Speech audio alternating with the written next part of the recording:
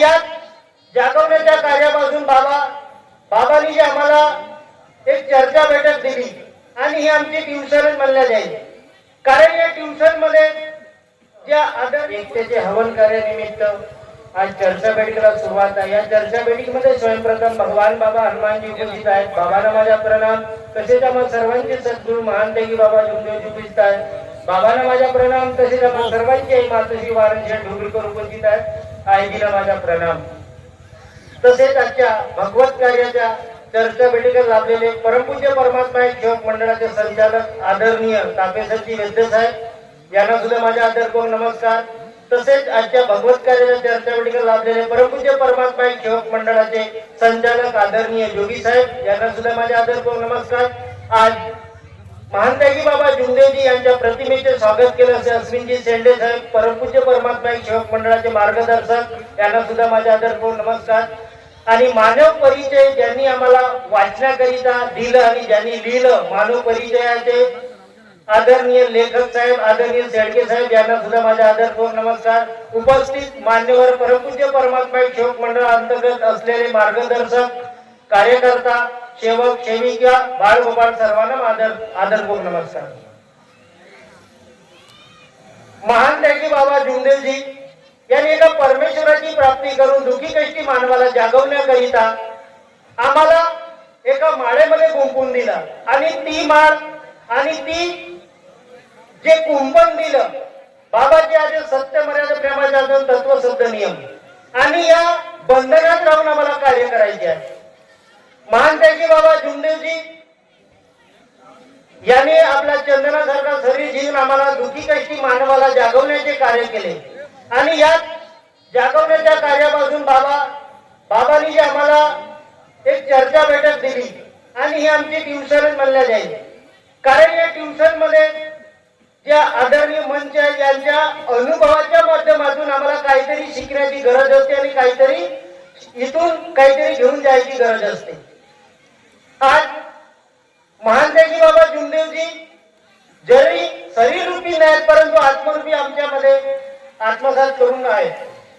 आम्हाला या मार्गाला कसं सामोरं न्यायचं आहे हे आम्हाला जाणलं पाहिजे।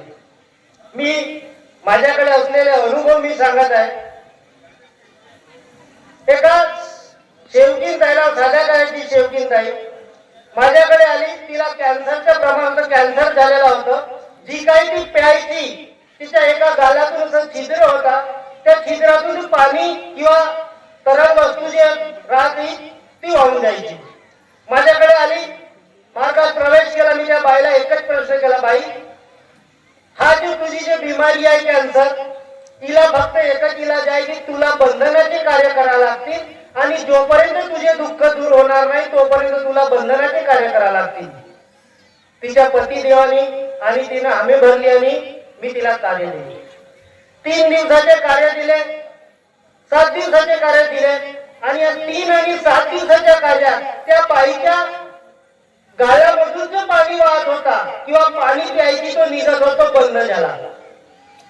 4थ्या दिवशी मला फोनवर कार्य मागितलं, कार्य दिले मी तिला 11 दिवसाचे, परंतु त्या कार्यामध्ये त्या बाईने बंधनाचं पालन केलं नाही आणि त्या बाईनं तळलेली वस्तू बंद होती। त्या बाईनं भजे खाल्ले।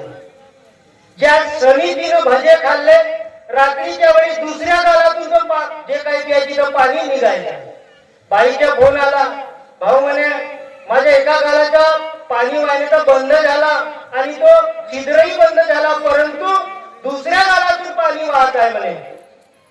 मी थोडा वेळ अचंबा झालो, मी देवी शक्ती आहे तिला समाधान भेटली ना दुसऱ्या गालातून कसं का पाणी वाहून राहिलं। मी त्या बाईला दुसऱ्यांदा कॉल केला, बाई म्हणे चूक कुठेतरी चुकल्या का तुम्ही? नाही की म्हणे, मला बंधनाचं पालन बरोबर झालं का? होती म्हणे। मग म्हणून तुमच्या मुलीसोबत माझ्या बोलणं करून द्या। तिच्या मुलीसोबत बोललो, बाई म्हणलं तुम्ही या बंधनाचं पालन करताना कुठे चुकल्या का? काकाजी म्हणे माझ्या आईनं म्हणे तळलेली वस्तू भजे खाल्ले म्हणे।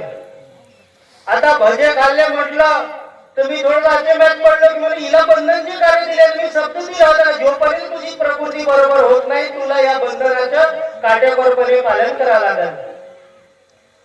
आणि त्या बाई दुःख वाढत गेले. वाढत गेल्यानंतर त्या बाईला समाधान मिळाल्याच्या नंतर त्या बंधनाचा पालन ती करू शकली नाही आणि परमेश्वराच्या चरणी विलीन झाली. हा मार्ग शब्दावर उभा आहे. महानताजी बाबा जुंदेजी यांनी हा मार्ग शब्दावर उभा केला आणि परमेश्वरी कृपा बाबांनी प्राप्त केली. आणि हा मार्ग जरी शब्दावर एक शब्द भगवान आणि शब्द सैतान. आम्ही या मार्गामध्ये जेव्हा मार्गदर्शकाच्या घरी जातो त्या दिवशी आम्हाला मार्गदर्शक परिपूर्ण समजावून सांगते की या मार्गात मरावं लागत, परंतु आम्ही आत्मरूपीच्या अंतर आत्मेतून मरत नाही.